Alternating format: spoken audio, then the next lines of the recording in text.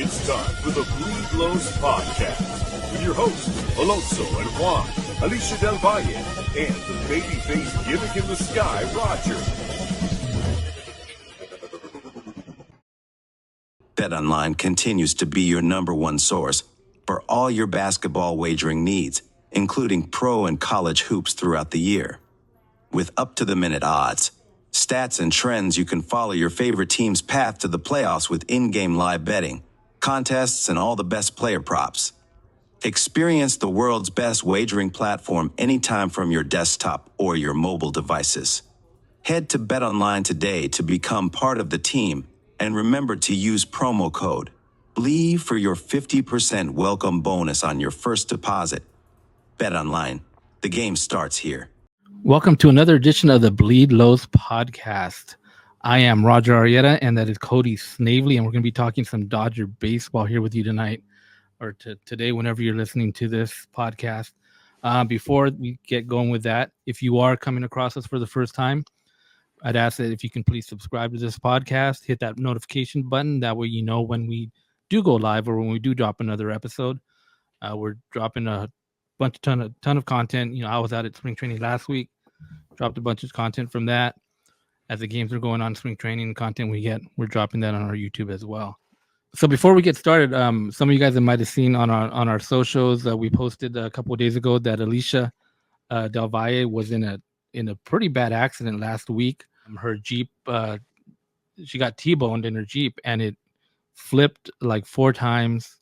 She was sent to the hospital. She had a couple broken bones, some bruises, some scratches, but thankfully she is doing good. I believe she actually got released from the hospital today. So all good news. I mean, considering if you saw some of those pictures, it could have been really bad, and thankfully she is okay. And, you know, I was joking with her. I don't know if you caught some of our lives, you know, she's always said that she wants to be a wrestler. And I'm like, man, you should have really been a wrestler, because like you really took a tumbling, like you really, and like she pretty much walked out of it. Yeah, she had a couple broken bones, but you know, she walked out of it thankfully, and she's doing good, and hopefully we'll get to catch up with her pretty soon. Maybe, you know, I don't know when she might want to come on or anything like that, but you know, we're gonna let her rest, let her heal, and then, you know, hopefully we'll get her back on pretty soon. First thing first, Cody, pretty exciting day at Camelback today, right? Did you kind of see what was going on at Camelback? I think every Dodger fan kind of saw what was going on at Camelback today. Yeah, I think every Dodger fan and every baseball fan pretty much got word of who was making their debut today, and that is Shohei Ohtani, someone that we've been looking forward to seeing playing a full game, or, well, you know, starting the game for a spring training game at Camelback Ranch in Arizona, kicking off his Cactus League debut for the Dodgers. And it couldn't have went any better, I guess. You know, he takes his first, you know, live swings in a game for the first time since he went down with that oblique injury in September. And he ended up hitting a home run today, which I will definitely get into as well. But yeah, it's really exciting now, because now it's starting to get into my head that, you know, this is real. We have this guy here. We have this guy here for the next 10 years. And just look at the lineup that they put out today. You know, I put out a tweet on X earlier, and I just said, look how deep this lineup is. And it's missing Gavin Lux and James Outman. Pretty much that lineup from 1 through 9 was pretty much going to be their opening day lineup, as long as everything goes well for the next couple of weeks health-wise. But seeing Ohtani finally take swings in Dodgers blue, it was definitely something to get exciting for today. And I'm glad that, I guess, we saw Ohtani in that two hole, right? And that was kind of the big debate, right? Doc Roberts they didn't want to give it away, and Freddie Freeman been talking about, like they knew what that top lineup was going to look like, but they didn't want to give it away. And there was a lot of speculation: is he going to bat second? Is he going to bat third? And the numbers point to it. He's better in that 2 hole, and that's where we saw him today in that 2 hole. And they did say, you know, that is how they're more than likely starting the season, and you know, they'll go like that for a while and see how it goes. But you like him in the 2 hole, right? Yeah, when it was first announced, you know, when obviously the signing happened, you know, we knew Betts was going to lead off. It was really just down to, does Freddie still stay in the 2 hole, or does he move down to the 3 hole, or does Ohtani hit in the 3 hole, vice versa? I argued pretty early on that it made more sense to bat Ohtani in the 2-hole just because, like you said, the stats backed it up. This guy in the 2-hole has a OPS over 1 and is extremely elite. Yes, his OPS is still pretty good. It's like the 900s when he's in the third spot, but you're going to put Ohtani in the best position for him to succeed. And Freddie Freeman's no slouch in the 3-hole either. Just looking at all three of their guys' OPS in terms of Betts at 1, Ohtani at 2, and then Freeman at 3. It has the potential to be, and we've already seen it everywhere, it has the potential to be one of the best top 3 lineups in probably MLB history. This is one of those things that you're going to be looking back, be like, hey, remember when these 3 guys played all at the same time at the top of the order in the prime of their careers? Mookie Betts leading off as a 915 career OPS. Shohei Ohtani in his career hitting in the 2-hole has a 1. OPS, and then Freeman has a 900 OPS at over 900 in the 3-hole, which is extremely, extremely, just phenomenal. And it really gets me excited now to see them all come together for that lineup. And this is kind of a preview of what we're going to be seeing in the regular season, day in and day out. If things don't go according to plan, obviously there's going to be some lineup shifting, but I would say it's a safe bet that this will be the top 3 of the lineup in that order for a majority of the season. Yeah, so he had 3 at-bats today, right? His first one, he struck out. Second AB, he hit into a double play, did knock in a run. And then the third one, he hits that home run, going to left field, right? Showing his power. What was it, like 102 off the bat, right? Yeah. There's like 377, I think I saw something like that. So he showed the power. I mean, I don't know. I mean, this is, his first game kind of, I don't know. Did you have it in the back of your mind? Did you think he was going to hit a home run in his first AB? Because, I mean, he's already shown, like, and I know these things aren't like pressure packed, but he's out there in front of his new team, his new fan, right?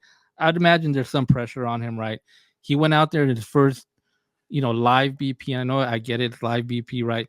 First time out there, right? He hit a home run in that BP session. So it's a little bit of pressure, right? That the guy's feeling, right? And he's out there and he's showing, hey, let me go out there and let me perform. He's not scared of the moment, I guess, or whatever. And he discussed it after the game. He said there wasn't really much nerves. He's kind of just getting out there, getting his work and getting it done. I mean, but did you kind of expect him to hit a home run in his first game? I mean, I kind of did, especially if you watched his first at bat. Yes, he struck out, but he was extremely aggressive in that at bat. He had 2 swings where, he had that one swing where his helmet flew off and it looked like he was swinging with all his might. I think he won't say it, but I think he was just excited to finally be out there again, especially after going down with the injury last year, and then coming into his new team right now. And obviously it was a day game on Tuesday morning at the West Coast in Arizona, but it was a pretty packed crowd. People were there to see Ohtani. That's all the fans were there to see Ohtani, and he did give them a show. Obviously, the first at bat strikeout looking nothing much. Some fans across the league had their fun with that one. And then the ground into a double play, hey, he got them an RBI. I think it was more of those first 2 at bats. I was like, all right, he's just trying to get into the swing of things.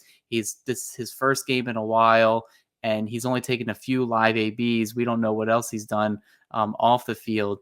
So yeah, he's just getting his bearings together. That's what this spring training is for. But once he got that home run and he took it oppo on an inside pitch, I said, all right, this is a guy hitting a home run who's not, he could say he's at 100% healthy. He's still rehabbing. He's still recovering. He still has to get built up to be an everyday hitter.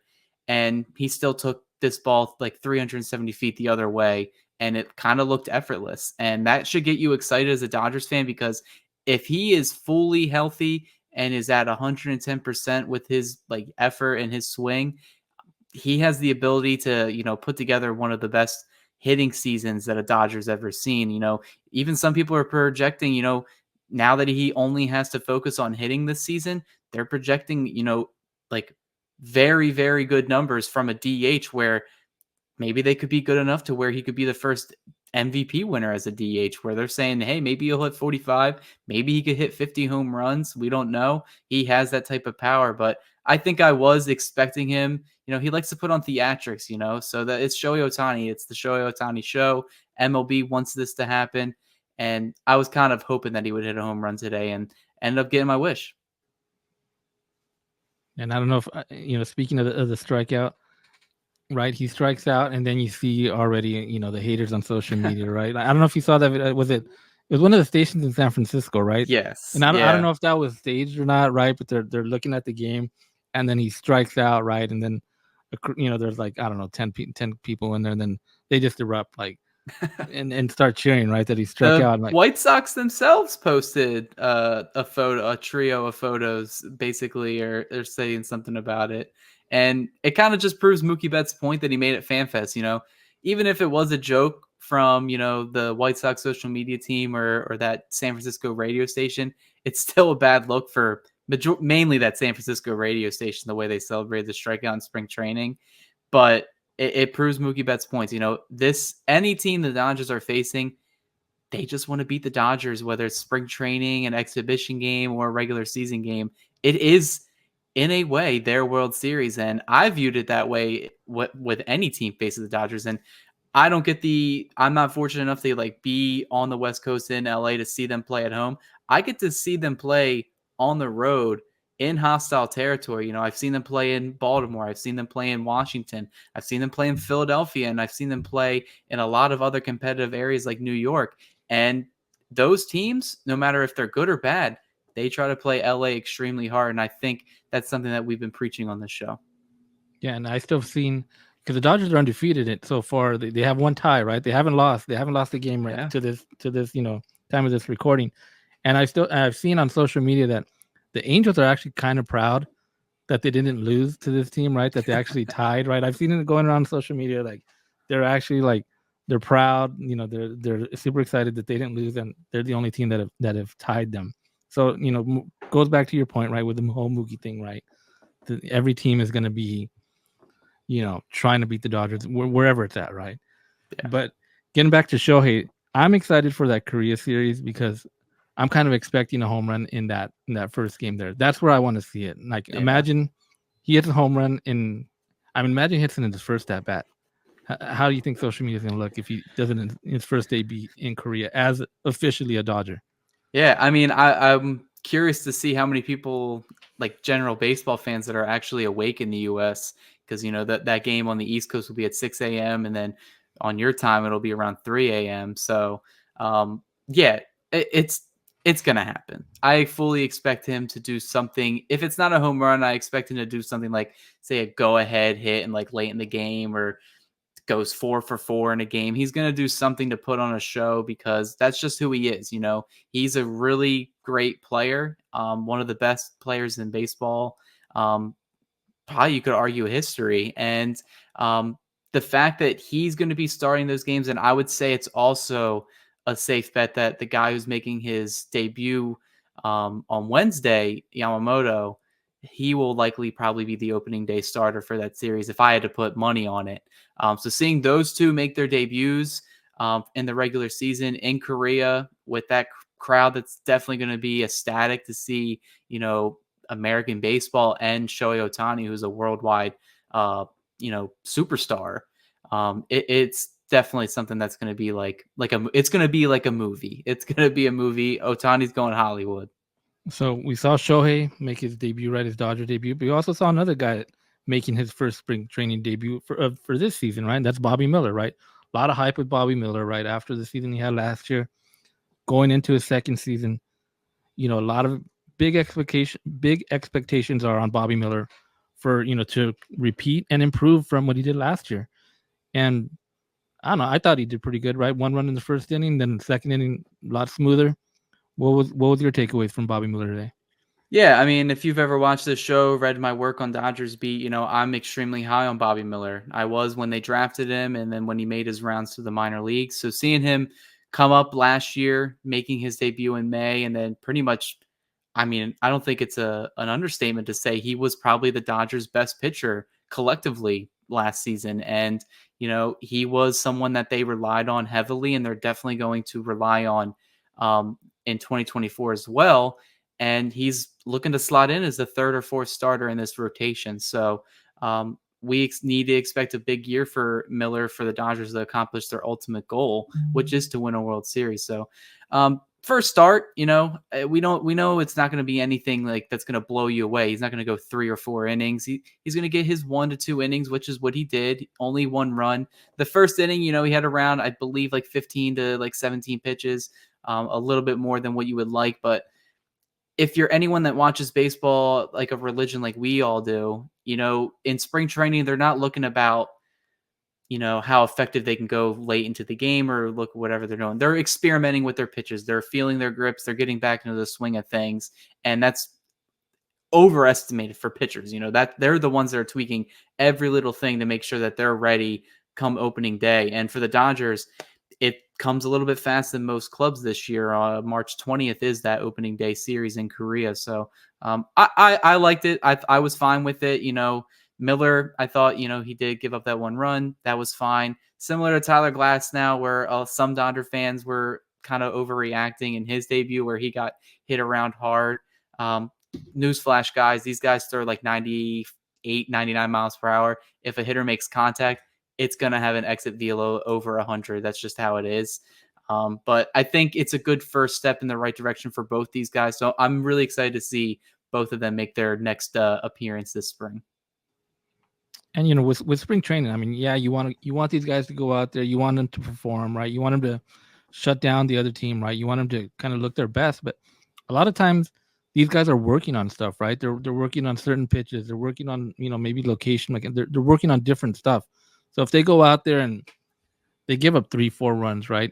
It's not necessarily that that they're going to be bad or whatever, right? They're just working on stuff. They're trying to work on some mechanics. So you can't really take it that much, with all, seriousness of what actually happened in spring training.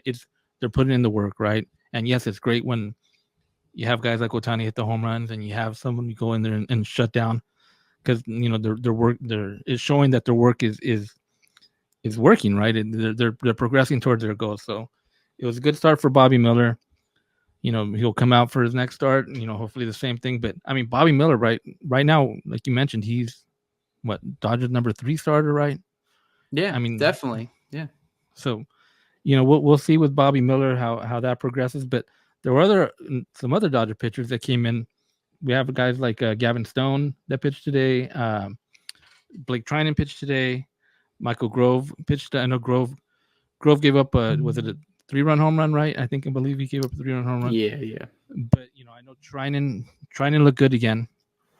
Gavin Stone is looking good again. Like, how do you figure guys like Stone and Grove are going to fit into this rotation, or are they going to fit into this rotation or bullpen? Yeah. Speaking of Gavin Stone, this is a guy that has kind of defied all odds. He didn't have the best start to his career last year, but it seems like they've made some tweaks to his, how he's pitching. And he did mention, I believe he had some type of an injury last year that was kind of affecting him. I think it was I think it may have been like a toe injury or something. I don't know if you got anything on that.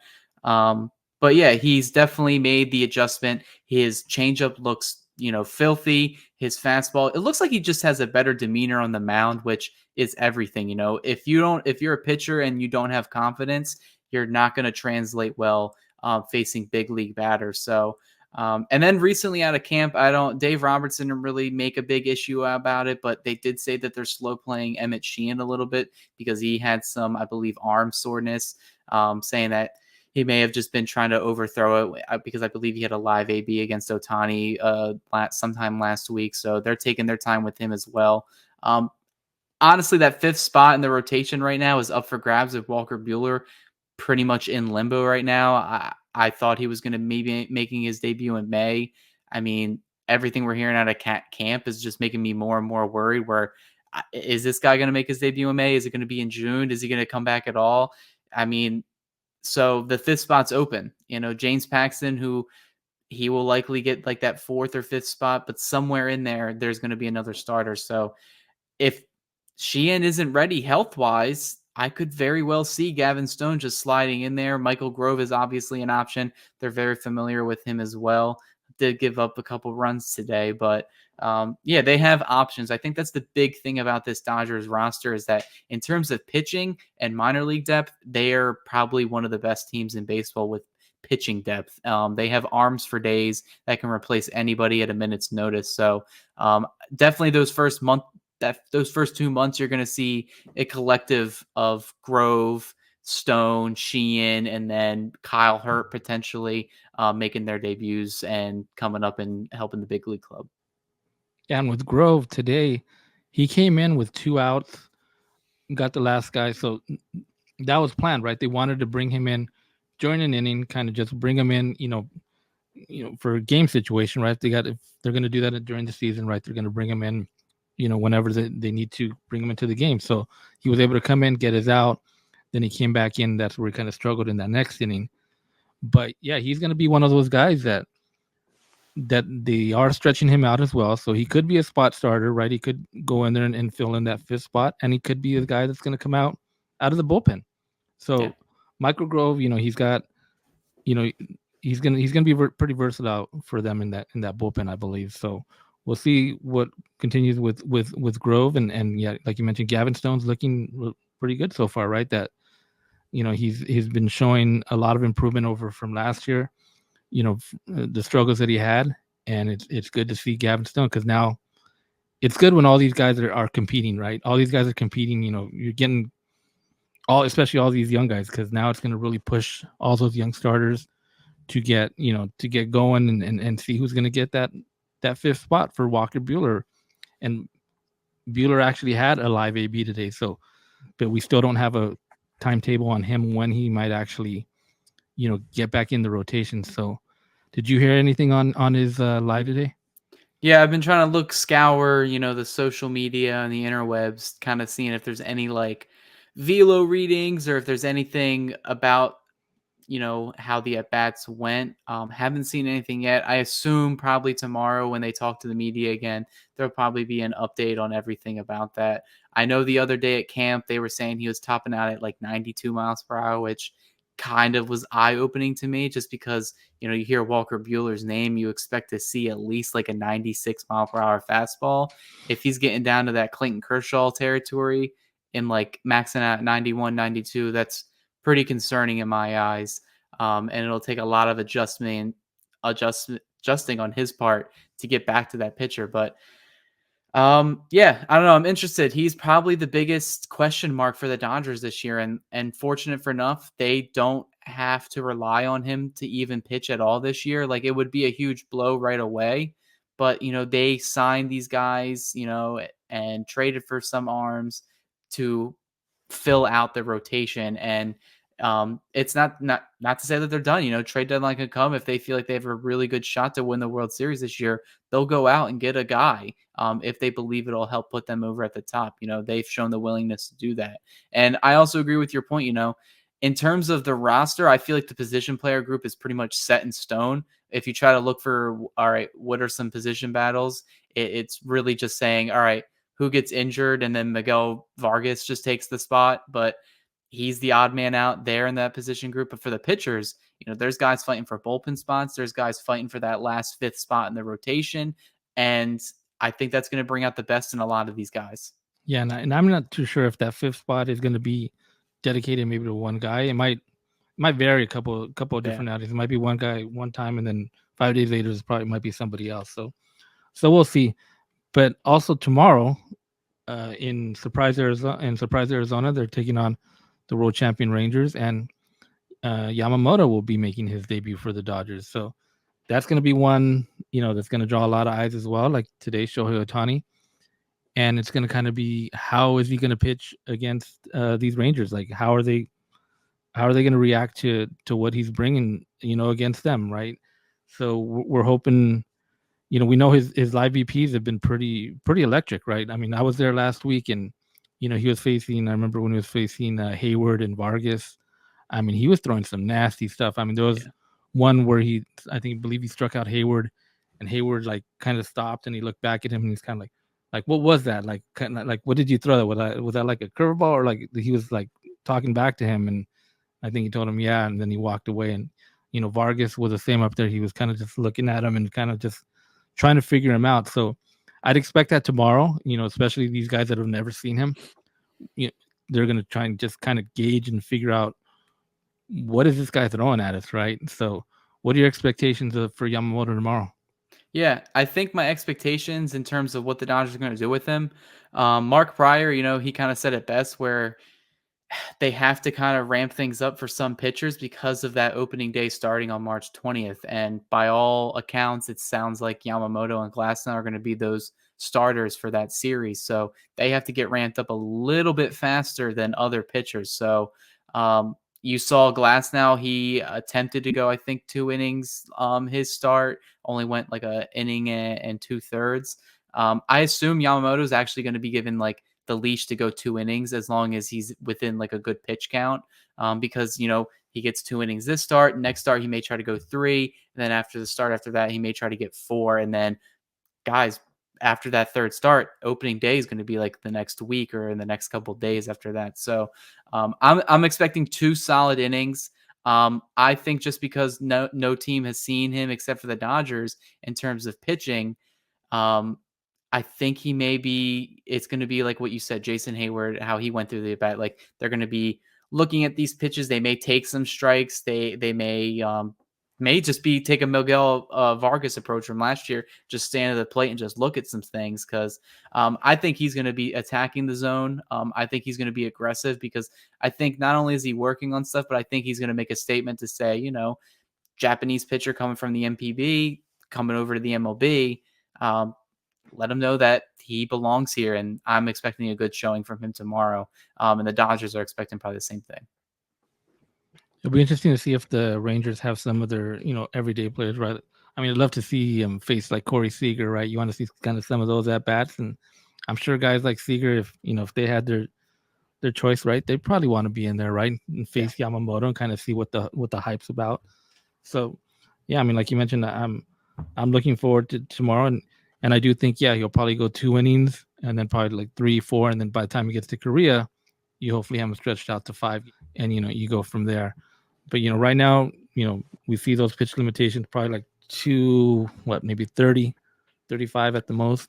Yeah. So. And it depends on how much traffic. Say if he walks a couple batters, like in the first inning, they're not going to go too long. They'll probably have a hard pitch count where it's like, hey, if you get 30 pitches and you're still in the middle of a batter, after that batter, you're going to come out. So I expect them to have it. Hopefully he gets through 2 innings, 15 pitches each inning, and then they'll call it a day. Yeah, so we'll look forward to that to tomorrow. There also, Dodgers did make some moves. We've continued to discuss this, like are the Dodgers done? Like, I think they're done now, officially done until, probably the trade deadline. But going into spring training, like I still didn't think they were done, right? We had heard the news, the rumblings, right there that Margot was on the trading block, but he came into camp, and even prior, a couple of weeks ago, I remember I think you did a post on Dodgers Beat, and I think I retweeted and I was saying like I didn't, maybe they're gonna make a move. Are they gonna trade a Margot or somebody or a Rojas or somebody for Kiké? And some people were kind of responding. At that time I said I wasn't 100% solid that Margot would be on this opening day roster, and as we saw, Manual Margot got traded to the Twins, and a couple minutes later they re-signed Kiké Hernández. So first, what are your thoughts on them? First on the trade of Margot, and then bringing back Kiké Hernández. Yeah, I think you and me both kind of were on the search for Manuel Margot all off season. Dude was in witness protection program. Maybe he saw the writing on the walls where he probably wasn't going to be on this team. Maybe he was even surprised himself when he got to show up to Camelback Ranch when position players reported. I know you and I were shocked that, that the Dodgers even took a picture of him. I feel a little bad for him because, it's like, I think he got traded like a day or 2 after Dodger like photo day or like a week after, and they posted all over social media of him in the Dodgers uniform. So, I mean, shout out to him. He got free gear that he can hang up at his house now, with the Margot Dodgers jersey. But yeah, I think I kind of expected it. I've been on the Kiké, reunion tour probably since the middle of the offseason. I do remember that tweet that I did put out where I was saying, hey, it's really down to Margot or Rojas. Like they're going to choose one or the other to get rid of to make a spot for him, because even there was reports that Hernandez was interested in like other clubs, and as far recently as the other day where they said he was interested in the Angels and the Giants and the Padres. David Vassay said that he was also pretty much down the wire between the Yankees before he made his decision to return to the LA. I think the Dodgers just really wanted him back to begin with, but they wanted to do it on their terms, which is why they waited so long into the offseason, because at the end of the day, they had to trade away a position player. And I kind of like the way the Dodgers kind of retooled the roster a little bit, because they got rid of a lot of guys on their 40-man, but also traded for a lot of depth pieces. They got a minor leaguer back in this trade, a second baseman. He was the first, I think he was the 36th round pick from the Isn't he a shortstop? He's a second base or shortstop. Yeah, I think he's shortstop and went first round, right? Yeah, shortstop Noah Miller. He was the 36th ranked, or the number 36 overall pick in the 2021 draft. So he's still young. You're not going to see him anytime soon, but the Dodgers have made a variety of these types of trades. They got rid of Victor Gonzalez, got Trey Sweeney back. They got rid of Caleb Fergus, got Matt Gage back. It just gives them flexibility and the ability to add players for the future without taking up spots on their 40-man, which was something that was a huge issue for them all offseason, where they had to go through freaking windows just to make spots for certain guys. So I like the trade. I like the signing of Kiké. Like I said, I think he brings more versatility than Margot, the ability to play all over the infield, all over the outfield. And hell, maybe he can even pitch an inning in relief or whatever if there's a blowout in a game. I think it made sense. And the Dodgers even shared this sentiment as well, because I did share in a couple articles with Dodgers Beat, highlighting some of Margot's strengths in terms of his sprint speed, his base running, and his defense. But I think at the end of the day, you want Hernandez to be in that spot in the postseason over Margot. And we've seen it. He showed up last year. He's shown up for the Red Sox before, and he's been a postseason hero for the Dodgers as well. And I think it's actually kind of interesting that both Brandon Gomes and Dave Roberts mentioned postseason success, because that's something you rarely hear from the Dodgers front office and analytical team. They view the postseason as something that's like completely random, but in their terms of talking about Hernandez, they mentioned his postseason success as a reason why they wanted him back on the team. So I also think it's just the last move probably of this offseason. Next moves are probably the deadline. And I think he really just solidifies the bench, which I've preached on this show has been a huge issue for the Dodgers for the past couple of years since 2020. In the article I wrote the other day, I've lived through Steven Souza Jr. and Brian McKinney taking postseason at bats, and that was in 2021. And we sorely missed bats like Kiké Hernández and Chris Taylor, the flexibility that they provide the Dodgers to play all over in a platoon role, I think is really good for them both. And we may see really good seasons out of both those guys. Yeah. So, I mean, the Manual Margot thing, like even when they made that trade, I think that was kind of a head scratcher, right? Like when they were saying they were getting back Manual Margot. And I think, as it turns out, right, I think that was something, Tampa Bay said, hey, if you want Glass now, you got to take Margot as well, right? I think that was kind of or else no deal. But nothing against Margot. I just feel like he just never really fit into this. I don't know why. He just didn't fit in with this team for whatever reason. He just felt kind of odd, and it was kind of apparent, right? We mentioned, he never got any type of introduction. He was kind of just like, hey, yeah, we got Manual Margot. And then you kind of never really heard about him. And what was kind of odd for me too is like when he was announced he was on the team, I reached out to his people. I wanted to get him on our show. And when I reached out, they're like, oh yeah, cool. Yeah. Let's make that happen. I'll reach out to him ASAP and let you know. And then I didn't hear back from them. And it was for a while. Like I didn't hear back. I'm like, hey, what's going on? Like, I think they knew already, like the Dodgers had told him, hey, we got you, but we're going to try and trade you. So that's kind of what we're trying to do. And then finally, a couple of weeks later, I heard back from his agent. He said, he'll pass on it at this time. And because I think, like I said, I think they knew, and even going into camp, I think they knew. And I had mentioned this to you, when Kiké said that I think it was over the weekend, right? They said he was down to 4 teams and he was ready to choose. And I had heard that he had contacted Friedman as well over the weekend, and he told him, "Hey, I'm ready to make a decision." And I think they knew, like they had told him, "We got to make this trade before we can sign you." And I think maybe you put a little bit of pressure to finally get this done. And they're able to trade Margot, and Kiké was there waiting. And Ross, he could have ended up, with what were the teams? Angels, Padres, Twins were one of the team, and Giants, right? So it didn't really make sense, for Kiké to go in any one of those teams, besides the Dodgers. So, but yeah, I mean, I'm glad to, like you mentioned, to have Kiké back for all those reasons, right? The postseason success, right? The right-handed bat off the bench, and he knows his team. He knows what this team's about. He knows what this team's trying to get to. So he's definitely a fan favorite. So it makes all the sense in the world to get Kiké back in that spot. Much more versatility, for Margot. So I mean, it's good to have him back, and we'll see how it all plays out. Yeah, I'm excited to have Hernandez back, just the versatility alone and then the clubhouse presence. But yeah, it did seem a little I think Margot's still a good player. It just felt like I think the Dodgers and their front office do a good job of communication. So I think they probably told him from the get-go once he was acquired, "Hey, we're going to try to shop you. If you're still on the team come camp, like there's still a possibility like that if a deal could come in place." I think they probably would have liked to get a trade done before the team broke out.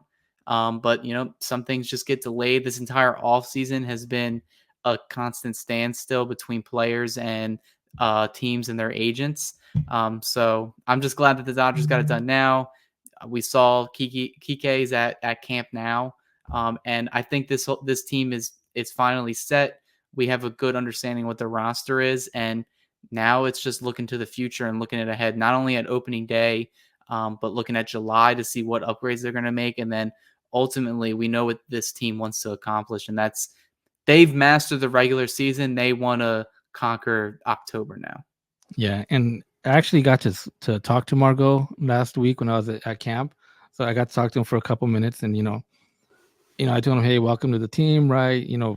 Good to have you here." And he seemed happy to be on the team. Playing with these guys, these superstars. He was totally cool. And but if you want to check out that video interview of, I think there's only two interviews of Margot as a Dodger. I know I did one, and I know Doug McCain did one as well that same day. So check out those videos of the legendary Manual Margot as a Dodger. We wish him the best in Minnesota, but now it's time to get going. I mean, time's getting close. We're within a month of the opening series, so I don't know. Things are moving fast, but I think that's gonna wrap it up. We'll be back. We're gonna have a live next, and then we'll have another episode dropping. With after the Yamamoto stuff and the rest of this week. Any closing thoughts? And how's your hardball league going? Oh yeah. We're still in training mode. We're getting ready. Okay. Spring training started for us too. But all jokes aside, any other thing is that if you check out the website Dodgers Beat, myself and Steve will we start doing our player previews. We'll be sure to mention that on the live tomorrow as well. But yeah, we're gonna start breaking down position by position. Obviously, we know the players that are kind of locks, but we also still want to give you their projections for the upcoming season, because this is going to be an exciting 2024 season. The vibes are extremely different than last year, where there was a lot more position player battles, where this year it seems like it's just all-star after all-star, MVP after MVP. So a lot to get excited for. That's going to do it then for this episode, and we'll catch you on the next episode. And like I mentioned before, make sure you are subscribed to this podcast. Hit that subscribe button, and then hit that notification button so you know whenever we'll go live or we drop a new episode. Trying to get a couple out, during the week, and then we'll go live weekly as well. So that's going to do it. Thanks, Cody, for joining us, and we'll talk to you guys next time. This episode has been brought to you by BetOnline. The game starts here.